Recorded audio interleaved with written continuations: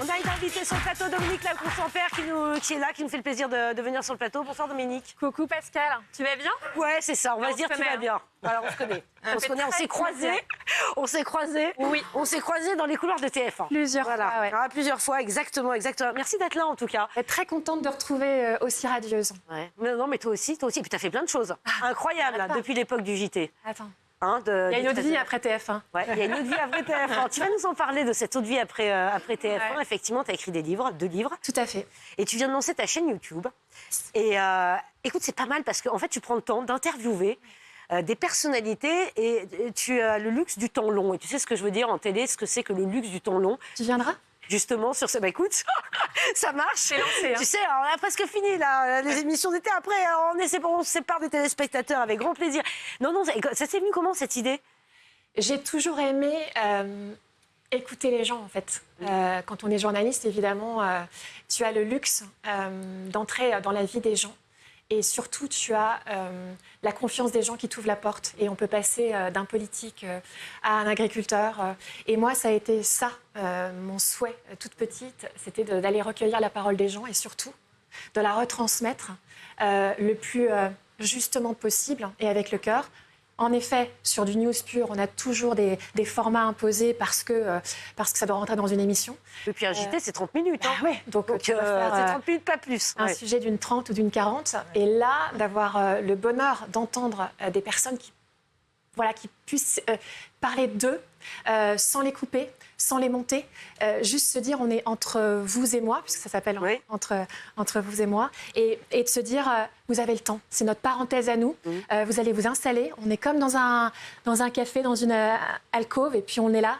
Et on va s'écouter. Alors, on a des petits extraits, évidemment, juste pour comprendre de quoi on parle, hein, pour ceux qui nous regardent. Allez sur la chaîne YouTube de Dominique Lagros-Sans-Père. Franchement, honnêtement, en plus, tu as plein de personnalités qui jouent le jeu, qui sont venues te voir, qui se sont confiées à cœur ouvert. Et très éclectique. Tu sais, exactement, c'est très éclectique. Et tu sais les amener à se livrer un peu plus sur leur vie, sur leurs états d'âme, voilà. Mon adage, c'est savoir poser les questions, mais surtout, savoir écouter les réponses. Alors, je pense que dans...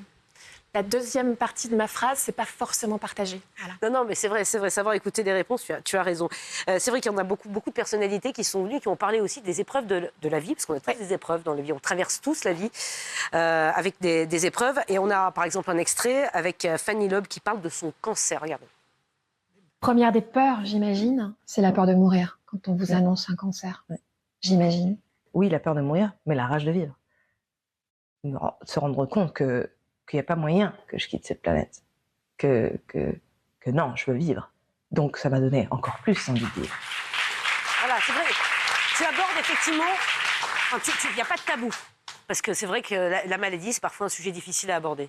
En fait, pour la première fois de ma vie, je crois, ce que je propose là avec ma superbe équipe qui est en coulisses, Franck Gerbert et Camille Huez, ce qu'on propose là, c'est une droite ligne de ce que moi j'ai vécu. J'en ai parlé. J'ai perdu mon homme, Claude Sans-Père, qui était grand reporter sur France 2, que tu connais très très bien. Alors, je vais le dire, juste, tout le monde s'en fiche, mais c'est grâce à lui que je fais de la télé quand même, ton mari. Hein. C'est grâce à lui, il m'a mis un jour en formation, effectivement, il faisait aussi des formations au CFPJ, qui est le centre de formation professionnelle des journalistes, voilà, pour faire de la télé. Je ne savais même pas pourquoi faire de la télé. Et avant que tu sois connu, qui m'a dit tu y vas. Ouais. Avant que tu sois connu, il était rentré à la maison en me disant ah putain, je suis tombée. Pardon, je veux dire, je suis tombée sur une nana grand pleine monsieur d'énergie. Voilà. Le mari on peut lui rendre hommage, Prix Albert Londres, grand reporter à TF1. Enfin, c'était vraiment. À France 2. À France 2, qu'est-ce que j'ai dit ? Oui, pardon. On était sur les deux, en fait. Sur France 2, évidemment. Et voilà, moi j'ai une pensée émue pour lui ce soir. Tu vois, ça me. Il doit être content, il est avec là. nous. Ouais, je sais qu'il est avec nous. Et quand vous avez C'est un vécu grand journaliste. Quand vous avez vécu cette épreuve de vie, soit on avait parlé ensemble, soit on sombre parce que c'est trop dur, soit vous trouvez au fond de vous cette énergie que vous sous-estimiez, cette force de vie que vous ne connaissiez pas. Et la mort, aussi dégueulasse soit-elle, elle peut vous redonner un électrochoc qui va vous aligner avec ce que vous êtes. Et Fanny Loeb, qui elle a été touchée d'un cancer et qui s'est dit « Ok Coco, t'es chez moi, t'es venue dans mon corps, je t'héberge pendant quelques temps si tu veux, mais au premier arrêt, tu descends de ma bagnole. » Eh ben, c'est ça en fait. Tous ces gens qu'on rencontre, ça va de Valls qui nous raconte aussi son intimité avec sa sœur qui était toxicomane. chacun, où qu'on soit, en haut de l'échelle sociale ou en bas, on est tous pareils. On a tous vécu des douleurs à petite ou grande échelle. Et c'est à soi, au fond des tripes, de remonter, quoi. Tu évoquais la mort. Tu as posé cette question à Patrick Sébastien, que tu as reçu, qui a perdu son fils. Et là aussi, il s'est livré sur cette épreuve épouvantable. La vraie ambition que j'arriverai peut-être jamais à réaliser, c'est de passer une seule journée sans penser à la mort de mon fils. Voilà. C'est la seule que je pourrais, à mon avis, pas réaliser. Penser une seule journée. Parce que on vit avec nos douleurs. Et c'est pour ça aussi que je suis dans le léger, je suis dans le futile et je suis dans la transmission aux gens du bien-être, de la bienveillance, toutes ces choses pour lesquelles on me moque. Oh putain, c'est que de l'amour. Mais bien sûr que c'est que de l'amour. Et ça, tous les parents qui ont perdu un enfant comprennent évidemment ce que dit Patrick. Il n'y a pas une journée qui passe comme toi. J'imagine qu'il n'y a pas une journée qui passe où tu ne penses pas à Claude. Quand on perd un proche, un enfant ou un conjoint, effectivement, il n'y a rien de plus difficile.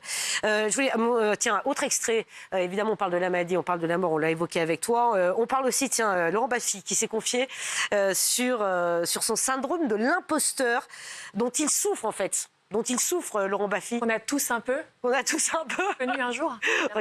Regardez. Confiance en toi? Non, bien sûr que non. J'ai le syndrome de l'imposteur comme tous les artistes, bien sûr. Bien sûr que non, je me fais pas confiance. Et puis, tu sais, quand t'écris, que ce soit une pièce, un livre, un film, quand t'arrives vers la fin, t'as toujours ces moments de panique où tu te relis, tu te dis, oh putain, mais c'est de la merde. Ouais, on est toujours très dur avec soi-même. On est très dur avec soi-même, c'est ce qu'il dit, Laurent Baffy. C'est super émouvant pour moi de les réentendre, tous ces gens-là, parce que ce sont des gens que je ne connais pas. Laurent, je ne le connais pas. Fanny non plus.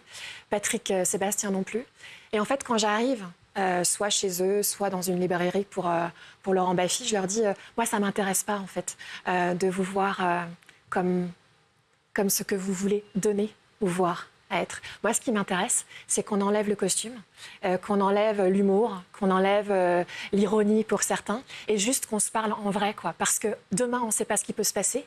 Demain, toi et moi, on peut mourir. Donc, autant qu'un jour dans la vie, on puisse se poser en se disant, droit dans les yeux, OK, on est ça.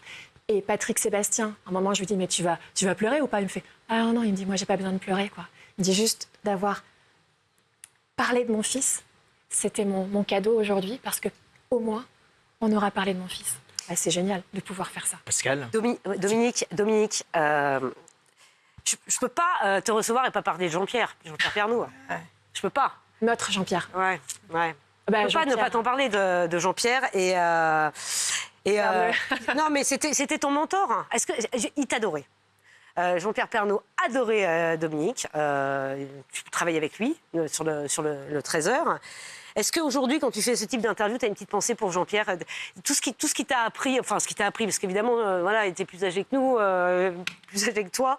Tu travaillais avec lui tous les jours et c'est un grand monsieur de la télé, Jean-Pierre Pernaut. Travailler avec Jean-Pierre Pernaut, tu en parleras mieux que moi, c'est quelque chose. Tu t'en sers aujourd'hui?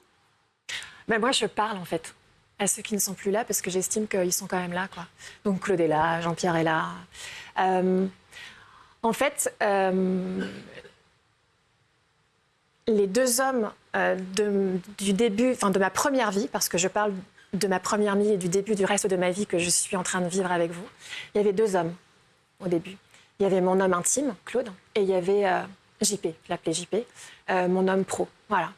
Et c'est rare dans ce métier d'avoir quelqu'un qui ait suffisamment d'humilité et qui n'ait pas peur, en fait, que sa propre lumière soit éteinte par la présence de quelqu'un d'autre. Et Jean-Pierre, tu le sais mieux que personne, il était comme ça. Il m'a donné ma chance. Pourquoi? Parce que c'est la première personne dans ce milieu-là, quelquefois un peu de requin, d'avoir cru en moi. Et quand quelqu'un croit en vous dans ce milieu, c'est juste, et en plus quand c'est JP, ça vous donne une force en vous. Et on trichait pas, il trichait pas. Je pense que présentateur préféré des 15-25 ans. Ah ça, il trichait pas, Jean-Pierre. Quand il avait un truc à dire, il le disait.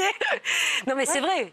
C'est vrai, c'était quelqu'un de... Il était au travail comme il était dans la vie. Souvent, les gens me disaient quand on était c'était le même. sur le terrain, on me disait mais est-ce qu'il est comme ça, Jean-Pierre et tout. Ouais, oui, les coups de gueule, on rigolait quoi. les coups de cœur. ouais. C'était quelqu'un de formidable. Quelqu'un de formidable. Dis-moi, allez, on va faire un petit jeu là, Dominique, histoire de sourire un peu. Je vais te donner, tiens, on va t'afficher des journalistes. Tu es journaliste. Ouais, c'est un peu dur ce que vous lui demandez les jeux là. On va afficher un journaliste et tu vas dire un mot, comment tu le qualifierais aujourd'hui. Ah écoute, c'est pas moi. J'aimerais pas être à ta place, je te le dis tout de suite. Allez, première photo. Première photo. Allez, première photo. Apolline. Ah oui, Apolline. Apolline de Malherbe. Hyper intéressant. Un adjectif. Alors, un adjectif, tu dis quoi? Claude Laformé. Ouais. Claude Laformé. Donc ça veut dire quoi? Ça veut dire que. Un adjectif. Elle est pro. Ouais, elle est pro. Ouais. Elle est pro. Ok. Professionnel. Ok, bon. Benjamin Duhamel. Je l'ai rencontré à LCI. Je connais pas. Allez, journaliste politique. Ouais. Je m'en sors bien. C'est pas mal, hein. Pascal Pro. Pascal Pro. Jean-Pierre l'aimait beaucoup. Ouais. Pascal Pro, j'allais dire. Elle est pro. Brut. Ouais, brut. Ouais. Pas mal, non? Pas brut de découpage. Hein. Brut. Cash. Sans filtre. Cash. Laurence Ferrari. Laurence Ferrari. Tu l'as croisée là aussi dans les couloirs j'ai bossé pour elle. Ah oui. En fait, t'as bossé pour elle. Mais j'ai bossé pour elle. Ouais. J'ai bossé quand j'étais au service enquête, on faisait des mini-mags de 4-5 minutes. Elle m'avait choisie dans son équipe. Laurence, couillue. Oui, ouais. Non, c'est vrai. Ça, c'est vrai, ça. Harry Roselmack. Je l'ai interviewée dans Entre vous et moi, Harry. Sexy. Solaire. Calme-toi, Ouais. calme-toi, C'est Sophie. vrai. Qu'est-ce qu'il y a? Elle a dit sexy. Oui, c'est ça. Aussi. Moi, j'ai un homme à la maison qui est sexy, donc c'est pour ça que je me Ah permets. oui, voilà, tu vois. Mais t'as le droit, c'est vrai, c'est pas faux. Jacques Legros. Joker. Joker. Elle a le droit à un joker. Mais non, ça veut dire... Joker. Ah oui, non, elle a raison, le joker. Ah, Joker. Non, c'est pas mal, c'est pas mal. Non, c'est vrai. Je me dérobe pas, Joker de JP. Ouais. Laurent Delahousse. Mèche. C'est pas un adjectif. Élégant. Élégant. Ouais, pas mal. Élise Lucet. Cash. Ouais. Investigation. Cash. Ouais, pas mal. Anne-Claire Coudray. Authentique. Authentique, ouais, ça c'est vrai. Nathalie Renou. M6, je connais pas. Ouais. Ok. Anne-Sophie Lacaro. Marie-Sophie. Ouais. Ah merde, oui, Marie-Sophie. Oui, Marie-Sophie. C'est bien. Marie-Sophie Lacaro. Remplaçante. De Jean. Remplaçante. Bon, ok. Julien Bugier. 13h France 2. Ouais. Julien. C'est pas des adjectifs. Remplaçant de Marie-Sophie Lacaro. C'est pas mal, c'est pas mal. Il a raison. C'est factuel. Non, c'est factuel. C'est bon. Alors, ok, on est au fini. Bruce Toussaint. Bruce, il m'a envoyé un gentil mot quand j'ai publié mon livre. Et il me dit très émouvant. Donc je lui dis merci. Merci. Moi aussi, hein, c'est le seul qui m'a envoyé de la rédaction d'où je venais un petit mot très élégant quand je suis partie. Je peux dire classe, peut-être. Il est classe, Bruce. Il est très classe. Anne-Sophie Lapix. Lumineuse. Je trouve qu'elle dégage un truc à l'antenne. Je la connais pas non plus. Alors, je suis pas people, moi, en fait. Ouais. Je suis pas... Non, mais attends, ça aurait pu être une collègue. Mais c'est pas non, une question de on n'a people. jamais bossé Non. ensemble. Et Gilles. Alors, Gilles, boulot. Gilles, costaud. Ouais, costaud. Même si il est plutôt fin, mais costaud, ouais. Ouais, je suis Bon, d'accord. quoi, aussi. Ouais. David Pujadas. David,